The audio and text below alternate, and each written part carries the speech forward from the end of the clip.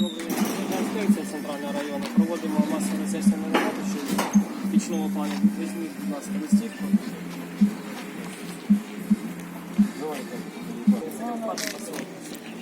Ні в якому разі не зберігати великий запас дров у будинку. Краще на подвір'ї або десь господарському. Ні в якому разі не треба доручати розпалювати печі дітям. Не зберігати великий запас дров та не сушити одяг біля печі. Будь ласка, листівки щодо прав пожежної безпеки під час пічного опалення. Ні в якому разі не зберігати великий запас дров.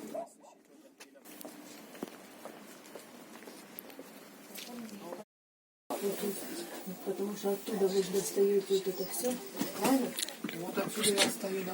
Достаю. И вот здесь должен... Важно, чтобы приезжали, проводили инструктаж, инструктировали взрослых, детей, чтобы взрослые объясняли детям, что нельзя трогать вещества, которые очень быстро воспламеняются, что нельзя, находясь возле огня, костра, печки, в данный момент у нас печное отопление на всей улице.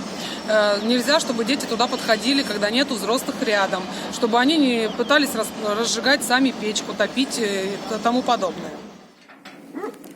Добрий день, пожежна інспекція. Проводимо роз'яснення роботи.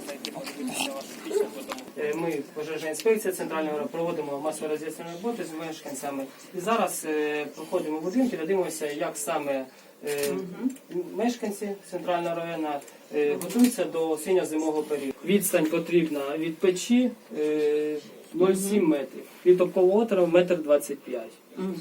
Тобто перед початком опалювального сезону потрібно поштукатурити всі тріщини. З настання осінньо-зимового періоду інспекторський склад відділення запобігання надзвичайним ситуаціям 22-ї державної пожежної рятувальної частини проводить масові роз'яснювальні роботи щодо правил пожежної безпеки під час пічного опалення. А саме роздаємо пам'ятки, листівки та проводимо інструктажі щодо правил пожежної безпеки під час пічного опалення з мешканцями центрального району.